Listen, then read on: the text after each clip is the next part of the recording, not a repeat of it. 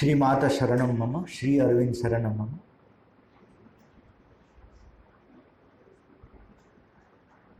The great souls present here, my pranam to all. Question I have received: what is God exactly? Every religion has its own belief of God. I feel him to be formless. Does God has an existence? How can we understand him? Will I speak in English or in Hindi? No problem.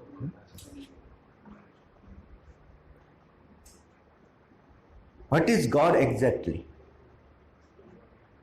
The same question was asked by a person to Swami Vivekananda. Swami Vivekananda was straightforward. He questioned him, "Do you exist?" He said, "Yes, I exist. That is why I could able to ask you question." Then Swami Vivekananda said, "If you exist, then God also exists." He said, "How?" He said, if a roti will ask to the wheat, "Do you exist?" What wheat will say? It will say, "If you exist, I exist. Because you are nothing but my form." Roti is nothing but a form of a wheat. Only one form. I have infinite forms. So if you exist, that means I exist. Without me, you cannot exist. Without you, I can exist. I can remain in my own form, that is wheat. I can take different shapes. You are only one of my shape. Similarly, when we are asking about God, God will ask us, "Do you exist?" If we say, "Yes, we exist," then he will say, "Then I exist, because you all are my forms. I am formless, having multiple infinite forms within me, and I am beyond formless and beyond forms." So he is the essence. What is God? God is the essence who is in everything, and he is making himself manifest in different way. Whole evolution is nothing but his story of manifestation. That is what we can call God. Then another way of looking to the God is that some person again asked to a sadhu that if you are saying that God exists, where he is? Then sadhu said, "He is nowhere, he is now here." The same, you read the letters, nowhere, now here. Only the W space is changed, that's all. Nowhere, now here. So our journey starts from nowhere and we reach is now here. That is called consciousness. If you are in the right consciousness, you will experience the God here. And if you experience the God here, you will experience the God everywhere. That is the difference between myself and God. If I exist here, I don't exist anywhere. That is the equation of myself or your those forms. But about God, if he is here, that means he is everywhere. So God means everything, at the same time he is the center. He is the center of everything, but not the center as we know. We know the center where it is at the point of center and there is a circumference outside of its center. But Sri Aurobindo says about God, he is a center where circumferences are inside the center. He contains all the circumferences, yet he is the center of everything. If you can imagine both together, then you will realize what divine is. But mind always separates everything. That is why it cannot understand. How a center contains every circumference? It is not possible. Because mind always say small and big. What happened once? Narada came from the abode of Vishnu to Himalaya, and people were doing tapasya. They asked Narada, what Vishnu is now doing? What Lord Vishnu is doing now? He said, Lord Vishnu is now entering into the small hole and eating a big elephant. They said, what nonsense? If he is entering into the small hole, that means he is smaller than the hole. How can he will eat the elephant, big elephant? If he can eat the big elephant, then he is the bigger than the elephant. How can he enter into the small hole? Narada said, that is what you have to do your tapasya. When you will realize both are possible simultaneously, then you will know who is God. But mind always says this or that. If it is possible, it is not possible. It divides the truth into so many impossibilities. So it will never understand what God is.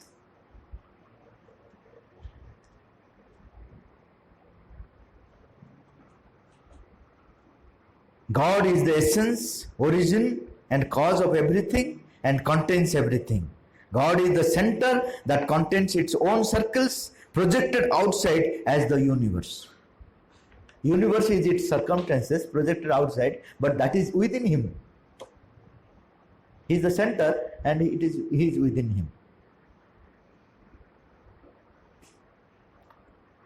The next question is, it is said that the aim of human is to evolve into higher being which would be free from all negative qualities. But if we observe little deeply, we can know that the presence of negative qualities make the positive qualities more visible. For example, we recognize Sri Rama because he fought against Ravana. If Ravana was not there, Sri Rama's existence would not have been recognized by us. So, is it justified that all negatives should be eradicated? Would not there be an imbalance in the entire system? Human being is living in the relative consciousness, mind. Mind is incapable to recognize anything if you don't keep opposite of it. If I say he is good person, everybody will say, oh, he is not bad person. If the bad is not side by side of good, nobody will understand what is good. If I will say it is 1, you will immediately say, oh, greater than 0 and lesser than 2. If the 0 this side and 2 that side is not available, then you will not understand what 1 is. That is why the negative and positives are for us, because we are incapable to recognize each thing by itself. That is called absolute truth. So unless and until human being overcome himself, goes beyond himself and reach to a consciousness which is called absolute consciousness. In case of absolute consciousness, you will understand 1 with reference to 1. You will understand good with reference to good. There is no need, you need not depend on Ravana in order to recognize Rama. And Sri Aurobindo's research was that, is there any absolute consciousness which can manifest in our life? There is absolute consciousness in transcendental field. That is not important. Is there any absolute consciousness that can manifest in this universe? then there is no need of negativity. Because everything we will recognize by itself. That is why he had done tapasya for 40 years. We are just enjoying for 1 hour and we will go back. Have very interesting thing, subject.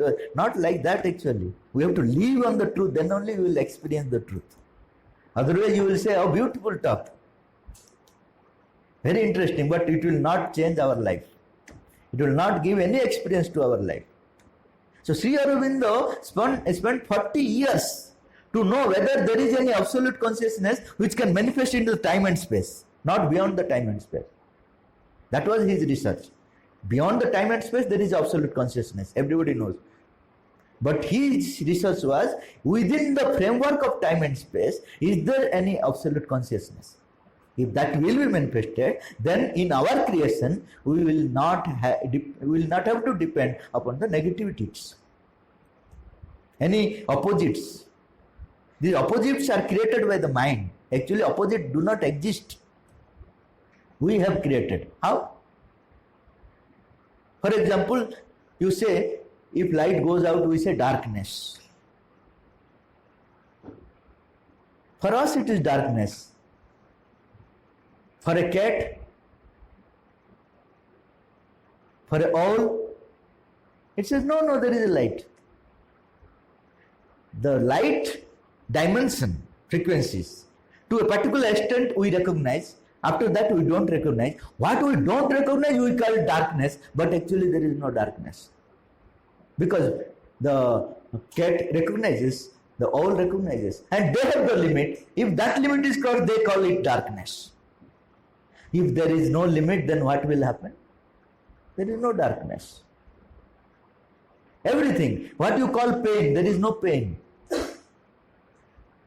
Joy, the delight which you cannot bear, that you call it as a pain. I will give you an example. Sun rays are coming in the morning. You say, oh, beautiful. Thanks, dear sun. You are giving beautiful rays, I am enjoying.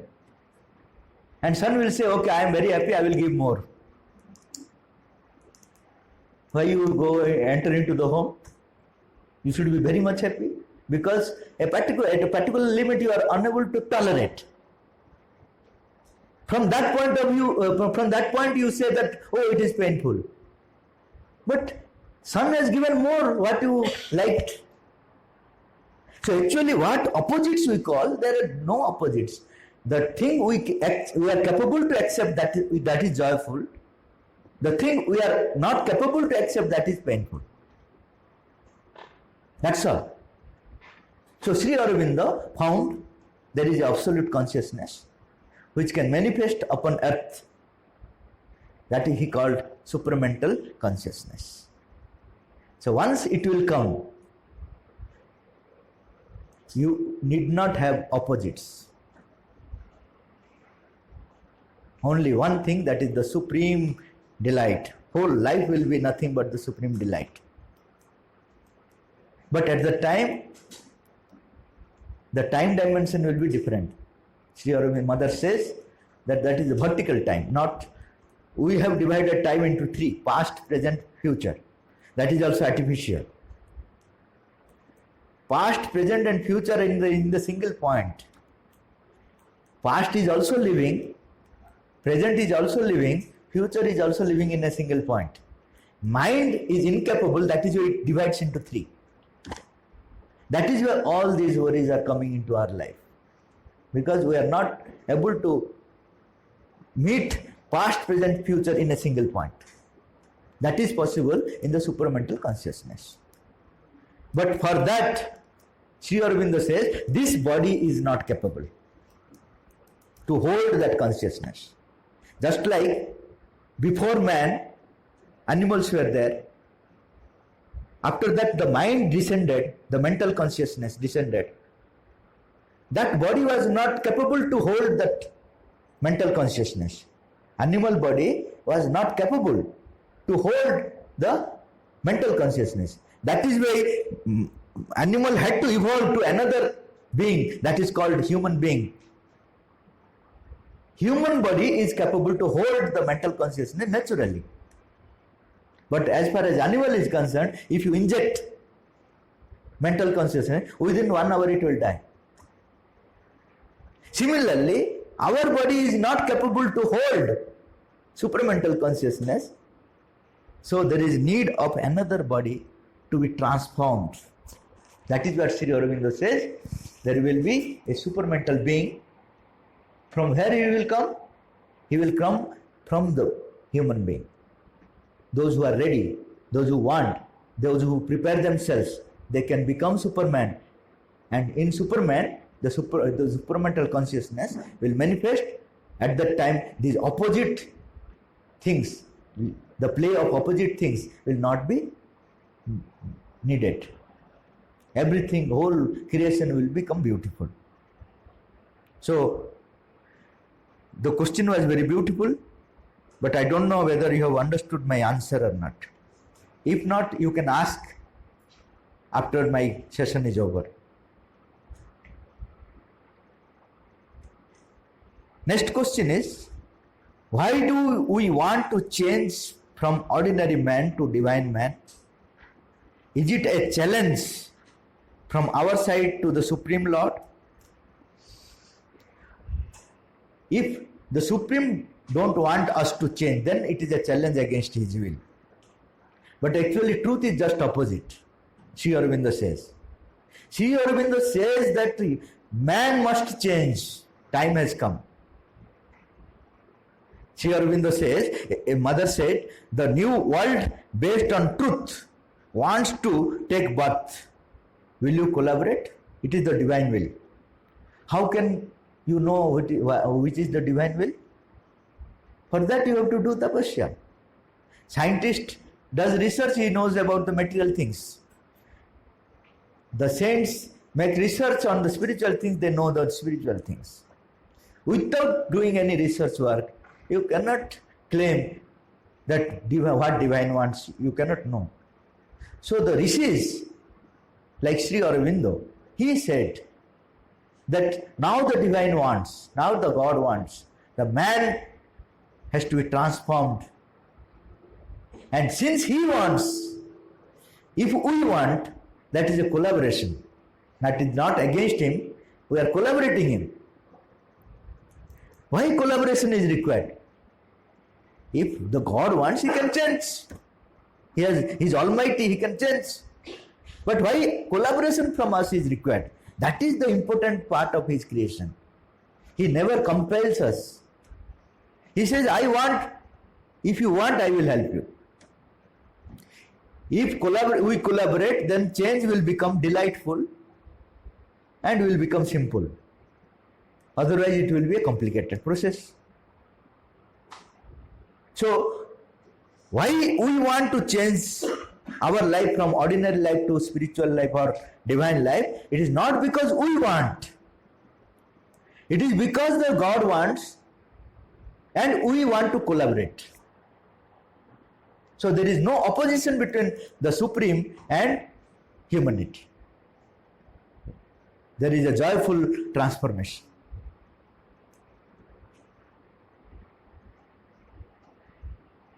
Another question is, science is still too far from reaching towards the spirituality. How can both meet at a common point? If spirituality is well understood through scientific knowledge, would not it be more worthwhile? Is it possible to add spirituality in the scientific curriculum? There is a story in Purana. Two persons wanted to participate in the spiritual function. But there is a very big spiritual function was going on. Two persons wanted to participate, but they were unable to go because one person was blind, another person was lame. But after some time, they had the idea. The lame person said to the blind person, "We can also go." He said, "How?" You have no eye, you cannot go. I have no legs, I cannot go. How can we go? Then the lame person said, you see, I will sit on you. You walk, I will show you the path. It is the same thing with science and spirituality. Science has legs, but no eyes. It is blind. That is why it creates many things for our own destructions. It is blind. Spirituality has eye, but no legs. That is why it is also unable to do anything. Sri Aurobindo says, now the time has come where there will be a harmonization between, collaboration between science and spirituality. The real change will start when spirituality and science will go together. So, unless and until our universities recognize the spirituality, the real change you cannot bring into the society. Till now there is no change. Why? Man was before so many thousand years, he was fighting each other. Now also we are fighting. What is the change? At that time we were throwing the stones. Now we are throwing the nuclear bombs. At that time there was a possibility of life. Now there is no possibility of life. So what progress? Science has developed. That is why Sarvapalli Radhakrishnan told once, man has learned how to fly over the skies, but not yet learned how to become a man. Man has learned how to fly over the skies, but not yet learned how to become a man. Science cannot give you that education, how you become a man. How can you become a man? That is the necessity of spirituality. So spirituality and science must come together if they really want to change the world. Otherwise, we think that there is change, but there is no change. Everything will return back just like a rubber band. You do many things, but after some time it will come back to the origin. So how it will be done? Spiritualists must be scientific. What they experience, that must be presented in analytical form. Must be scientific, just like a scientist does in the laboratory. Spiritualists also be converted into a scientific spirit. Spirits, those experiences must be translated into systematic manner. And what about the scientists? They should not reject what they do not see. They simply reject what they do not get any proof. There are many things they do not have the proof. After so many years they are getting the proof. Why they are disbelieving? That is the wrong spirit. If I don't see, I don't believe. If you don't see, keep the provision of believing. After you discover, you accept it. Don't accept what you believe. So, the spirit of believing must be within the scientists. The spirit of scientific analysis must be within the spiritualists. Then only there will be a collaboration. Then only there will be a real progress.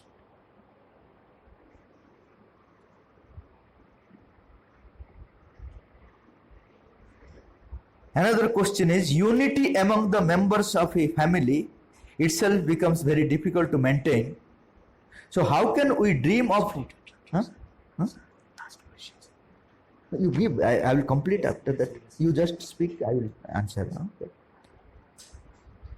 Unity among the members of a family itself becomes difficult to maintain. So how can we dream of world union? It looks possible only through one condition, that is fear. It is the fear of the country for other that prevents it from waging war. I feel through fear we can maintain unity among all nations. Is there any other method? Is it possible to unify the different communities altogether or not? Fear is the short-term method. It will not last. If somebody threatens us, we are united there. oh, let us not go terrorist in the outside. But after some time when he leaves, we are also dispersed. Fear cannot unite permanently. It is a temporary process. After that, fear will invite the destruction. The thing you fear that happens in your life. So fear is not the solution. Love is the solution. Without love, there cannot be any unity. Now the question is, if we are unable to maintain unity in the small family, how can we will maintain the world unity? Behind it, there is a greater truth we have to know. Sri Aurobindo says. In the evolution, nature prepared us towards the greater unity. And the more it is preparing us for the greater unity, smaller unity it breaks. A age was there when nature propelled us to live for the egoistic life, individual egoistic life. Nature was supporting it for so many years. After that, nature again propelled us to live for a family life. This is the evolution. After that, it broke the family life, then national life. Now, whole world will become one family. That is why we are seeing at the family level, small family level, there are cracks. Because egoistic family will break down. There will be a family, universal family, based on the love, nothing else, that will manifest. And within that great family, there will be small families based on that. But now, our families are ego-based families, based on the selfishness, desires, and everything. That will no more be tolerated by the nature. Now we are going towards the greater family. Whole universe will become one family. Whole world will become one family based on the love, not based on the ego, based on the unselfishness. So based on that, the whole new family is being prepared now, and the egoistic family are now cracking down. That is why we don't understand why the small families are breaking now. Because nature itself is breaking now. In order to produce a very spiritual family, a Gnostic family, a divine family, within that great family there will be so many small families based on the love and affection. Love, knowledge, power, and delight. These are the constituents of the new family.